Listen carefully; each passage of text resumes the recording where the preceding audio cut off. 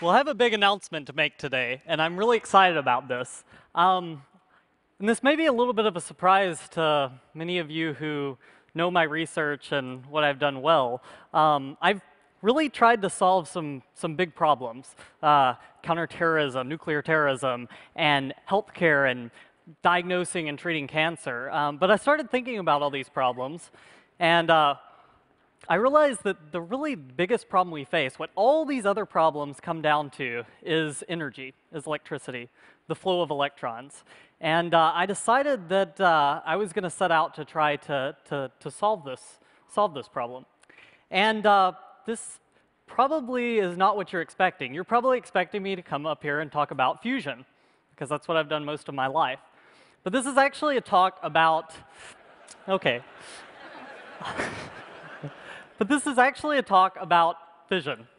It's about perfecting something old and bringing something old into the 21st century. Let's talk a little bit about how nuclear fission works.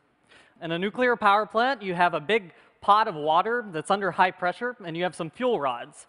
And these fuel rods are encased in zirconium, and they're little pellets of uranium dioxide fuel. And a fission reaction is controlled and maintained at a proper level, and that reaction heats up water, the water turns to steam, steam turns a turbine, and you produce electricity from it. This is the same way we've been producing electricity, the steam turbine idea, for 100 years. And nuclear was a really big advancement in a way to heat the water, but you still boil water, and that turns to steam and turns a turbine. And I thought, is this the best way to do it? Is fission kind of played out? Or is there something left to innovate here? And I realized that I had hit upon something that I think has this huge potential to change the world. And this is what it is. This is a small modular reactor. So it's not as big as the reactor you see in the diagram here. This is between 50 and 100 megawatts. But that's a ton of power. That's between, say, at an average use, that's maybe 25,000 to 100,000 homes could run off that. Now, the really interesting thing about these reactors is they're built in a factory. So they're modular reactors that are built essentially on an assembly line, and they're trucked anywhere in the world. You plop them down, and they produce electricity. And this region right here is the reactor. And this is buried below ground, which is really important. For someone who's done a lot of counterterrorism work, I can't kind of extol to you how great having something buried below the ground is for kind of proliferation and security concerns. And inside this reactor is a molten salt. So anybody who's a fan of thorium, they're going to be really excited about this because these reactors happen to be really good at breeding and burning the thorium fuel cycle, uranium-233. But I'm not really concerned about the fuel. You can run these off. They're really hungry. They really like downblended weapons pits. So that's highly enriched uranium and weapons-grade plutonium that's been downblended. It's made into a grade where it's not usable for a nuclear weapon, but they love this stuff. And we have a lot of it sitting around because this is a big problem. In the Cold War, we built up this huge arsenal of nuclear weapons, and that was great. And we don't need them anymore. And what are we doing with all the waste, essentially? What are we doing with all the pits of those nuclear weapons? Well, we're securing them, and it would be great if we could burn them, eat them up, and this reactor loves this stuff.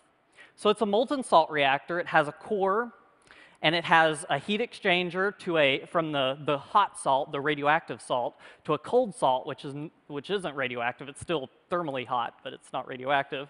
And then that's a heat exchanger to what makes this design really, really interesting. And that's a heat exchanger to a gas. So going back to what I was saying before about all power being produced, well, other than photovoltaic, being produced by these boiling of steam and turning a turbine, that's actually not that efficient. And in fact, in a nuclear power plant like this, it's only roughly 30%, 30 to 35% efficient. That's how much thermal energy the reactor is putting out, how much electricity it's producing. And the reason the efficiencies are so low is these reactors operate at pretty low temperature. They operate anywhere from maybe 200 to 300 degrees Celsius. And these reactors run at 600 to 700 degrees Celsius, which means the higher the temperature you go to, thermodynamics tells you that you will have higher efficiencies. And this reactor doesn't use water, it uses gas, so supercritical CO2 or helium, and that goes into a turbine, and this is called the Brayton cycle. This is the thermodynamic cycle that produces electricity, and this makes this almost 50% efficient, between 45 and 50% efficiency. And I'm really excited about this because it's a very compact core. Molten salt reactors are very compact by nature, but what's also great is you get a lot more electricity out for how much uranium you're fissioning. Not to mention the fact that these burn up, their burn up is much higher. So for a given amount of fuel you put in the reactor, a lot more of it's being used. And the problem with a traditional nuclear power plant like this is we've got these rods that are clad in zirconium, and inside them are uranium dioxide fuel pellets. Well, uranium dioxide is a ceramic, and ceramic doesn't like releasing what's inside of it. So you have what's called the xenon pit. And so some of these fission products love neutrons. They love the neutrons that are going on and helping this reaction take place. And they eat them up, which means that combined with the fact that the cladding doesn't last very long, you can only run one of these reactors for roughly, say, 18 months without refueling it. So these reactors run for 30 years without refueling, which is, in my opinion, very, very amazing, because it means it's a sealed system. No refueling means you can seal them up, and they're not going to be a proliferation risk, and they're not going to have either nuclear material or radiological material proliferated from their cores. But let's go back to safety, because everybody after Fukushima had to reassess the safety of nuclear. And one of the things when I set out to design a power reactor was it had to be passively and intrinsically safe. And I'm really excited about this reactor for essentially two reasons. One, it doesn't operate at high pressure. So traditional reactors, like a pressurized water reactor or boiling water reactor, they're very, very hot water at very high pressures. And this means, essentially, in the event of an accident, if you had any kind of breach of this stainless steel pressure vessel, the coolant would leave the core. These reactors operate at essentially atmospheric pressure. So there's no inclination for the fission products to leave the reactor in the event of an accident. Also, they operate at high temperatures, and the fuel is molten, so they can't melt down.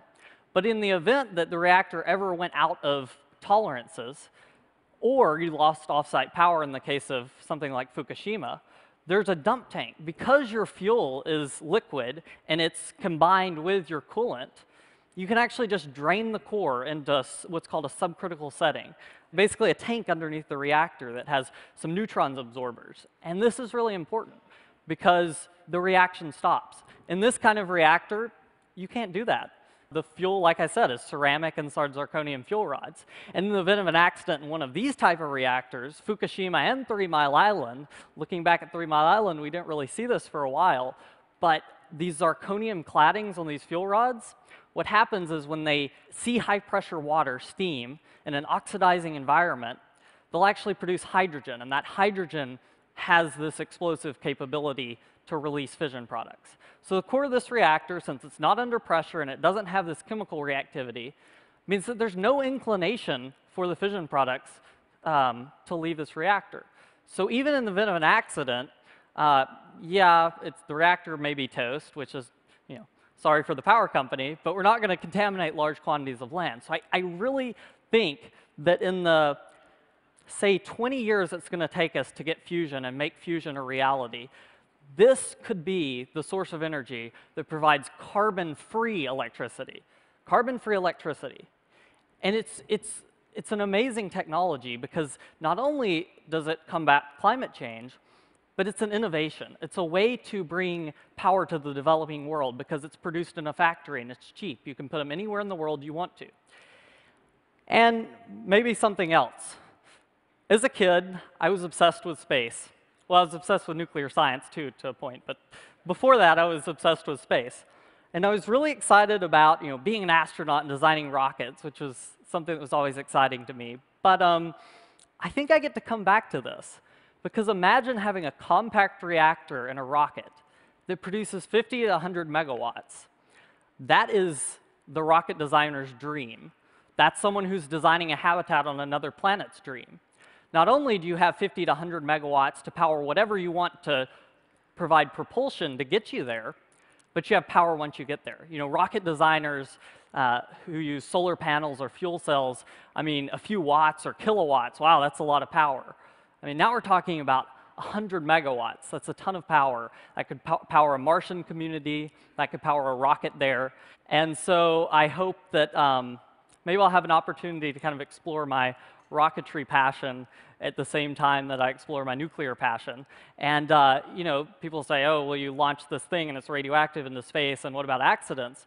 But we launch plutonium batteries all the time. Everybody was really excited about Curiosity, and that had this big plutonium battery on board that has plutonium-238, which actually has a higher specific activity than the low-enriched uranium fuel of these molten salt reactors, which means that the effects would be negligible because you launch it cold. And when it gets into space is where you actually activate this reactor. So I'm really excited. I think that I've designed this reactor here that can be an innovative source of energy, provide power for all kinds of neat scientific applications, and I'm really prepared to do this. I graduated high school in May, and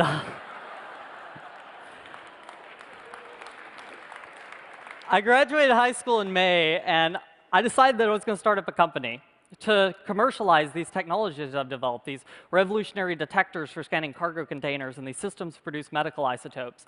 But I want to do this, and I've slowly been building up a team of some of the most incredible people I've ever had the chance to work with, and I'm really prepared to make this a reality. And I think that looking at the technology, this will be cheaper than or the same price as natural gas, and you don't have to refuel it for 30 years, which is an advantage for the developing world. And I'll just say one more maybe philosophical thing to end with, which is weird for a scientist, but I think there's something really poetic about using nuclear power to propel us to the stars, because the stars are giant fusion reactors. They're giant nuclear cauldrons in the sky. The energy that I'm able to talk to you today, while it was converted to chemical energy in my food, originally came from a nuclear reaction. And so there's something poetic about, in my opinion, perfecting nuclear fission and using it as a future source of innovative energy. So thank you, guys.